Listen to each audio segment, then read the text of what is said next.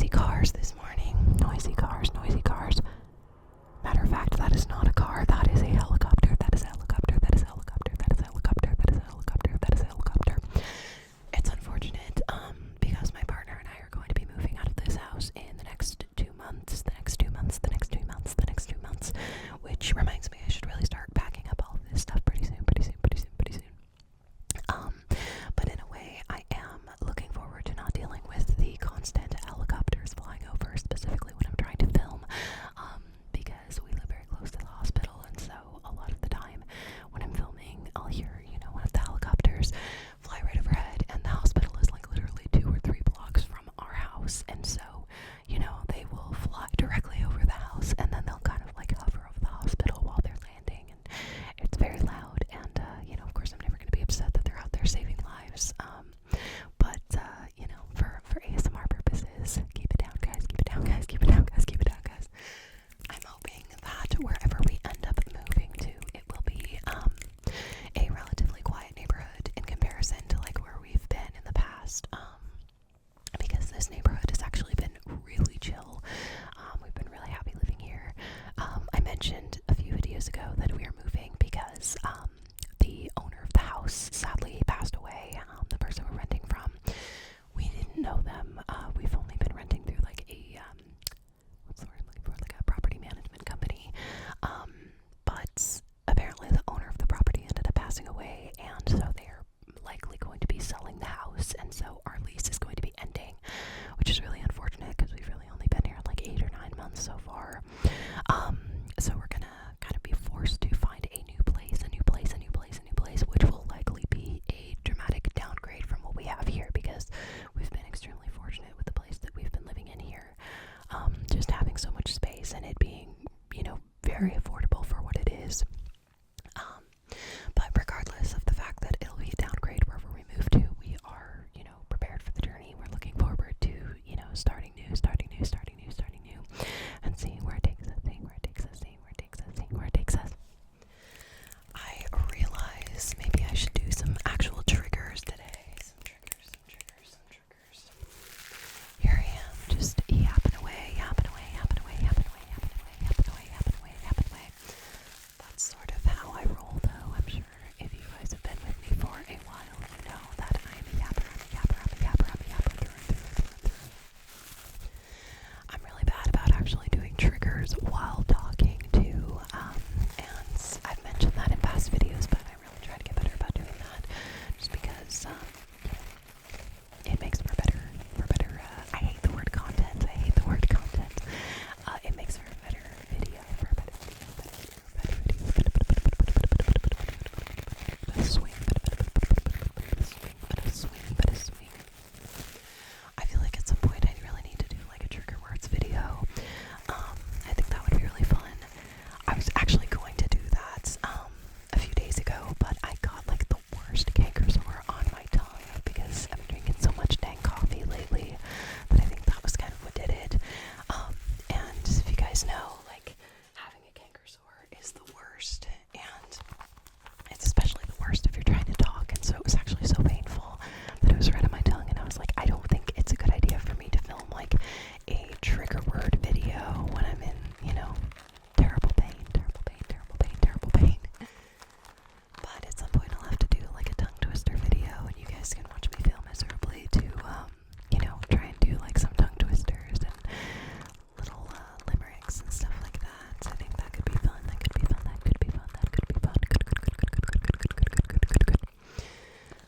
I've been trying to think of more video ideas, but I'll be honest, I've been like kind of out of the loop with filming over the last couple weeks, as much as I've been trying to keep my channel, excelling and moving. It's just been hard, especially with this move stuff, because, my partner and I did not anticipate moving this year. We thought we were like really settled into a new place, and so like getting the news that, oh yeah, you guys gotta get out of here in like 3 months, it's like, oh shit, alright, well, now we gotta figure out where to go.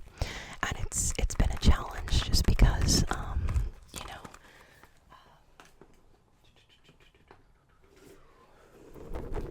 places are extremely expensive, and there is such a high demand for renting nowadays because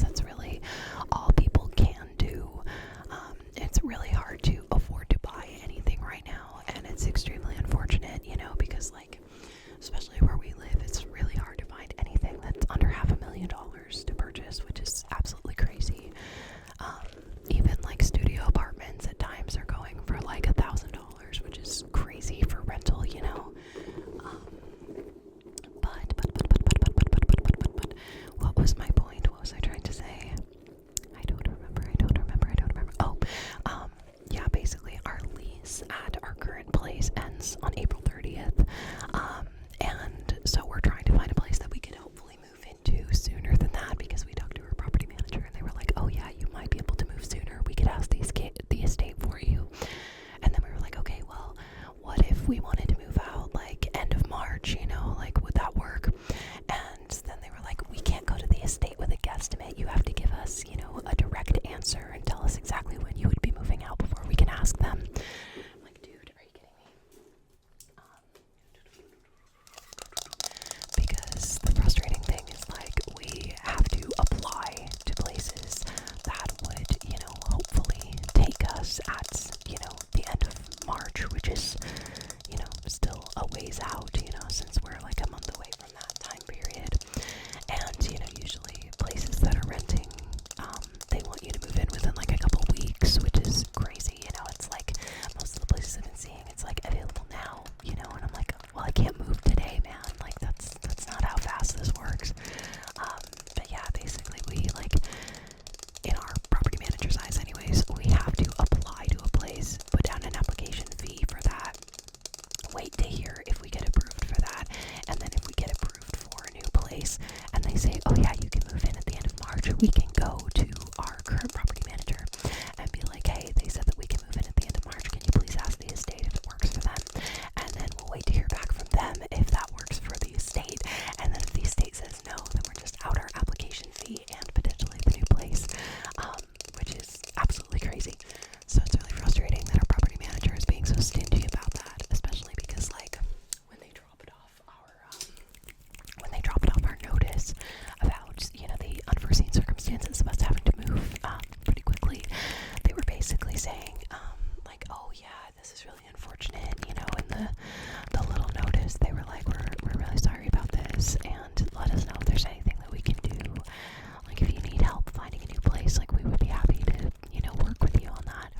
And so we're like, okay, sure, that sounds fantastic, we'll take you up on that. And we reach out to them and we're like, oh, do you guys have any other similar properties that you could put us in line with or put us in contact with through your property managing company? And they were basically like, you can look on our website and see if you find something that looks similar, but that was like as far as they were willing to go. And then like we've just had so many little issues with them. It's just unfortunate because it feels like every property management company out there right now, and like these estate companies and stuff like that, they are just so solely focused on money that is all that matters, and they don't really care about like making sure their tenants are happy. Like there's so many like tenants unions and stuff that are coming together, trying to rally against the property managers that are like neglecting their properties. And like in our area, I've been hearing about a lot of places that are dealing with like mold and stuff that's not being addressed by the property managers. And yeah, I think that's really messed up. That's something that you have to be concerned about. I mean, even since we've been living in this house, it's been a really nice place to live, but we have had issues with it since we've moved in, as far as like maintenance stuff goes, where like my partner went on a vacation for a couple of weeks, and literally the day that he left to go on his vacation, the heater stopped working. And thankfully this was earlier in the fall, and so it wasn't too cold. If this happened in the dead of winter, we would have been screwed, and like our pipes would have been frozen, and it would have been a big deal. But yeah, it was really unfortunate because I also ended up getting sick that same week, and so I was sick in a house with no heating. And thankfully, like the property managers came by and they actually like dropped off electric heaters for us to borrow, which was really cool. That's the best thing they've done for us so far. But yeah, it really bothered me because we had literally had a guy come by like the week before the boiler system broke down. That was a maintenance dude that was like performing like routine maintenance check, and he checked on it and he's like, oh yeah, it should be fine. He's like, there's something I see that it might need some addressing in the future, but I'm gonna leave it for now, it should be fine. I'm like, okay, what do you mean by that? But what do you mean by that? But what do you mean? But what do you mean? But what do you mean? And lo and behold, a week later the boiler just stops working, and that guy ended up coming back and he's like, yeah, I knew I should have fixed that. I'm like, dude, are you kidding me? So we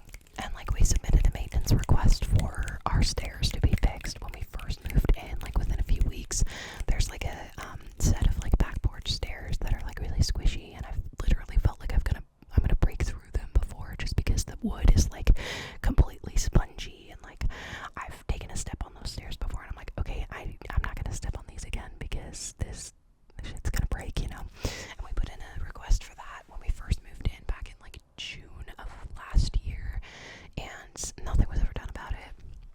And it's really unfortunate, just because, you know, like, I remember us reaching out and asking about it, you know, and like the maintenance company was like, yeah, we're just waiting for an estimate to come back from the estate, and the estate just obviously didn't care about it, and so those stairs have gone unfixed. We also have like an old garage on the property, like, you know, I don't even know if we can really call it a garage. It's really, really old and really messed up. It has like a chicken coop in it and stuff. And one of the doors opens on the garage, but the other door, like the foundation, like on the ground, like the asphalt outside of it has literally like risen to a point where like you can't even open the door. So we can't actually get a car in the garage. We were going to use that building to store my partner's car, because he's got an older car that he wants to keep in a garage and take care of. But we haven't even been able to store it in there since we've lived here, just because the door is impossible to open because of the foundation. And so it's like, dude, are you kidding me? Are you kidding me? Are you kidding me? But you know, those are the unfortunate mishaps that you deal with when you're renting. I think the scary thing about us wanting to buy something in the near future, you know, hopefully next year, you know, we'll keep our fingers crossed, see what happens. But you know, the concern about buying is that if anything happens, you know, any maintenance issues, like you're on the hook for all of the expenses regarding like fixing your oven, fixing your washer and dryer, you know, if like a window breaks, like all of those types of issues, like that's all on you, like you're paying that out of pocket. And I think the nice thing about, you know, being a renter is that that's not your responsibility if things hit the fan and go wrong, you know. But then it's frustrating because you aren't responsible, and your property manager, you know, a good chunk of the time is not going to want to accept that responsibility, and they're just going to push things off and say, oh, it's not a big deal, you know, because they're not the ones living there, so they're not going to prioritize it. That's what bothers me about renting, you know, is these issues that we've dealt with. One of the last places we lived in, I feel like I've talked about this in like older videos from last year, but we lived in an apartment complex where we had a bunch of homeless activity, and we had a neighbor that was actually like soliciting homeless people in his house, or in his apartment rather. And you know, I have absolutely no problem with helping out homeless people. Like, he was offering them a place to stay. He was really, you know, chill at first. And I assume he was once homeless and he was just looking to help people out, which is totally cool. But it became a problem when he started like introducing a lot of really sketchy activity to the area, where the people he was having like come stay with him were like tweaking out and like breaking bottles outside and screaming and yelling, and the cops were getting called all the time. And like, you know, people were walking around with bolt cutters and like stealing bikes and stuff, and like the transportation, like the local the local transportation authority like came by and actually confiscated a bunch of stolen bikes off of this guy's porch one time. And like the problem is that like tenants have like a good amount of rights to stay where they are, which is great, you know, that's great for the tenant. But then it took forever for this guy to be ejected from the premises, after like multiple times that the cops were called and multiple incidents and like just really sketchy behavior. And like we felt really unsafe in our neighborhood, and not even just in our neighborhood, just specifically in our apartment complex. And it was very frustrating having to deal with that all the time. Like, I didn't even feel safe walking in from my car, you know, to the apartment, because there were like creepy people hanging out in the parking lots that I felt were like scoping me out or scoping out my car. Like, I was always worried that like my car was going to get broken into, or my catalytic converter was going to get stolen. Like, it was just very concerning, to the point where like when we would go out of town, we would have our friend like come by and like house it for us because we were so worried about it. And it sucks because like we didn't live in a necessarily sketchy neighborhood, but it